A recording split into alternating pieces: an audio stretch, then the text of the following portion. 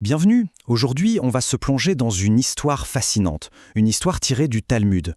Imaginez un peu la scène, on est dans des ruines anciennes, et là, au milieu du silence, on entend une voix, et pas n'importe laquelle, c'est une voix qui nous révèle quelque chose d'incroyable sur la tristesse divine. Tout commence de manière très simple, presque cinématographique. On est dans le traité Berakot. Un rabbin, seul, s'avance et entre dans une ruine.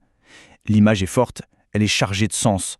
Ce rabbin, c'est Rabbi Yossi, et il ne choisit pas n'importe quel endroit.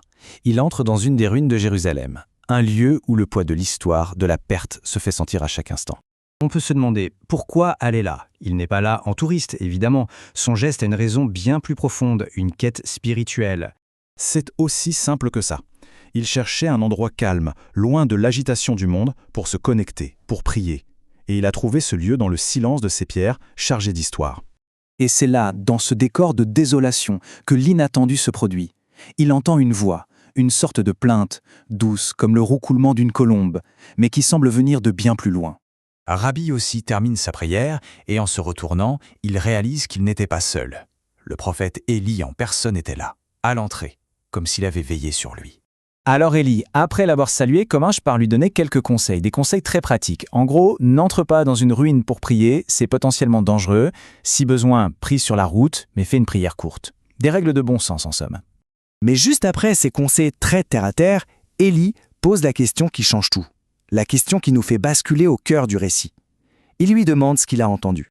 Et là, attention, parce que la réponse de Rabbi Yossi, c'est le pivot de toute cette histoire. C'est ici que le mystère de la voix est résolu.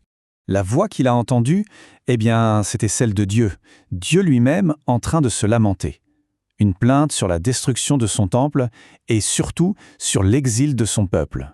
Et ça, c'est une idée absolument vertigineuse. Ça nous présente un Dieu qui n'est pas une entité lointaine, impassible. Au contraire, c'est un Dieu qui ressent la douleur, qui partage la souffrance de l'humanité.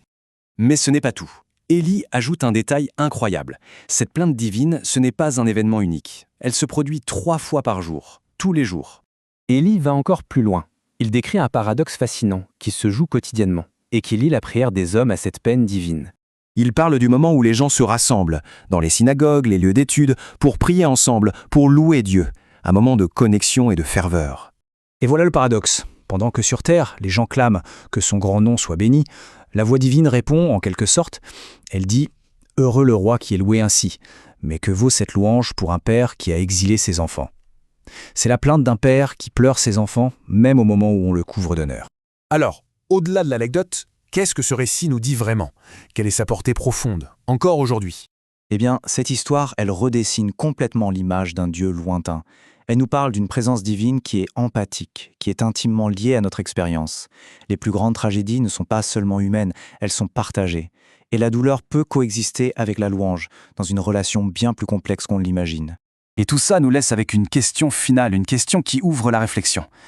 Si Dieu lui-même partage la souffrance du monde, si la douleur résonne jusque dans le divin, alors qu'est-ce que cela implique pour nous dans notre façon de répondre à la souffrance qui nous entoure ?